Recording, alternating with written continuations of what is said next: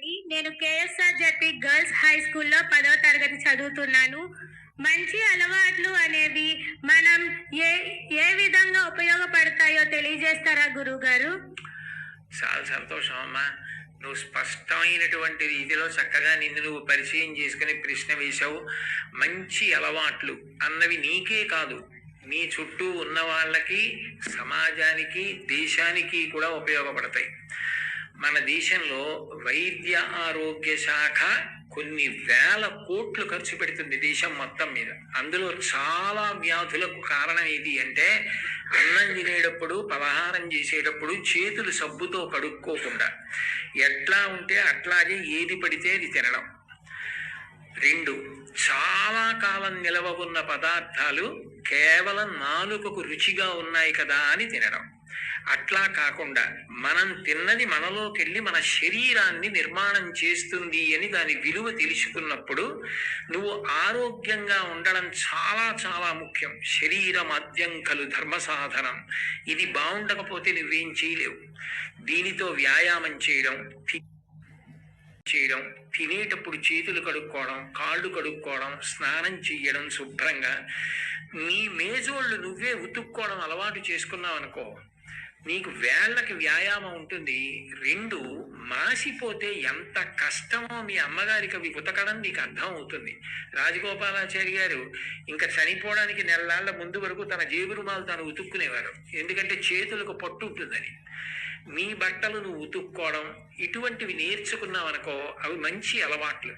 దానివల్ల నీకే కాదు, నీకు జ్వరం వచ్చిందనుకో అమ్మ, దేవుడి దయవల్ల నీకు రాకూడదు, కానీ వచ్చిందనుకో, వస్తే మీ నాన్నగారు సెలవు పెట్టి నిన్ను వైద్యుడి దగ్గరికి తీసుకెళ్ళాలి. మీ అమ్మగారు పనులన్నీ మాదుకుని నీ దగ్గర కూర్చోవాలి. నువ్వు ఆరోగ్యంగా ఉంటే నీకే కాదు, సమాజానికి, ప్రభుత్వానికి, వైద్యశాలకి, అందరికీ ఉపకారం చేసిన దాని అవుతావు. నువ్వు చేతులు శుభ్రంగా కడుక్కుంటే చాలు, వ్యాయామం చేస్తే చాలు, కాసేపు పరిగెడితే చాలు, అవుట్ నాట్ అవుట్ అని గట్టిగా అరిస్తే చాలు, 2 గంటలు మాట్లాడినా, భవిష్యత్తులో ఎప్పుడైనా నువ్వు ప్రసంగాలు చేయవలసి వచ్చినా, సమావేశాలు నిర్వహించవలసి వచ్చినా గుక్కెడి నీళ్లు తాగకుండా నిర్వహిస్తావు. ఆ శక్తి నీ కండరాలకు వస్తుంది. అటువంటివి నేర్చుకో.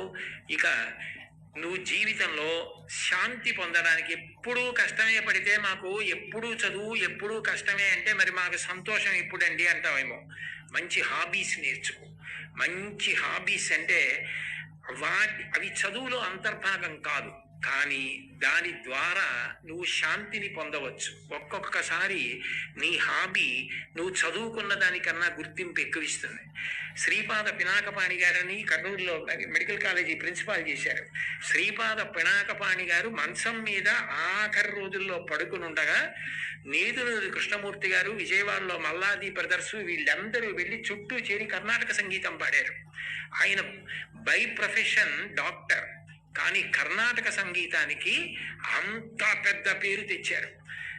ఇవాళ శ్రీపాద పినాకపాణి గారు అంటే సంగీతం నేర్చుకునే వాళ్ళందరూ 2 చేతులు ఎత్తి నమస్కారం చేస్తారు. ఒక డాక్టరు హాబీ సంగీతం నేర్చుకుని అంత గొప్పవారయ్యారు. నువ్వు చక్కగా 4 కీర్తనలు పాడడం నేర్చుకున్నావు అనుకో, నీకు ఎప్పుడైనా విసుగ్గా ఉన్నప్పుడు నువ్వే ఓ కీర్తన పాడుకుంటే ఎంత సంతోషిస్తావు. మా ఊరంటే కాకినాడ, అక్కడ డాక్టర్ జగదీశ్వరి గారు ఉన్నారు. ఆవిడ పురుళ్ళు పోయడంలో నిష్ణాతురాలు, అన్ని ఆపరేషన్లు చేసేవారు. ఆవిడ ఆపరేషన్కి మధ్యలో రిలాక్స్ అవ్వలసి వస్తే తంబూరా పట్టుకుని వాయిస్తూ కీర్తన పాడుకుని వైద్యం చేస్తారు. ఇప్పటికీ మహాప్రఖ్యాతి. ఆవిడ మహావృద్ధురాలైపోయారు. ట్రిప్లెట్స్కి, ట్విన్స్కి దాని మీద మెడికల్ కాలేజెస్లో ప్రసంగాలు చేస్తారు. అది నీకు సొలేస్ ఇస్తుంది, నీకు రిలీఫ్ ఇస్తుంది. You become a reversible turbine. ఎంత అలసట నీకు తెలియకుండా పోతుంది. అబ్దుల్ కలాం గారు రాష్ట్రపతి భవన్లో వీణ వాయించేవారు, నీకు తెలుసా? ఆయన ఫొటోస్ ఉన్నాయి ఇప్పటికీ. ఆ వీణ వాయించడంలో రిలాక్స్ అవుతారు. నాకు కలాం గారు అంటే చాలా ఇష్టం, లింకన్ గారు అంటే చాలా ఇష్టం, విన్స్టన్ చర్చిల్ అంటే నాకు చాలా ఇష్టం. చాలా మంది చాగంటి కోటేశ్వరరావు అంటే ఛాందసుడు అనుకుంటారు. కాదు, కోటేశ్వరరావుకి ఇంకో కోణం ఉందని తెలియదు. కాబట్టి ఓ టెన్నిస్ ఆడు, కాసేపు పరిగెత్తు, కాసేపు ఖోఖో ఆడు, బొమ్మలు గీయడం నేర్చుకో. నీలో ఉన్న ఇన్స్టింక్ట్ నీకు తెలుస్తుంది. నీకు ఏది ఇష్టమని అనిపిస్తోందో అది చేయడం ప్రారంభం చెయ్యి. నువ్వు విశ్రాంతి పొందుతావు. పేరు వస్తుంది, ప్రఖ్యాతి వస్తుంది. ఓ భాగవతం చదువు, ఓ రామాయణం చదువు, వాటి గురించి మంచి మంచి పుస్తకాలు చదువు, వాటి గురించి పిల్లలతో మాట్లాడు. అట్లాంటి హాబీస్ ఇన్కల్కేట్ చేసుకో. నీకు ఉపయోగం, నీ చుట్టూ ఉన్న పిల్లలు కూడా నీ వల్ల ఇన్ఫ్లుయెన్స్ అయ్యి అలా చేయడం నేర్చుకుంటారు. ఏమ్మా? శుభం భూయా.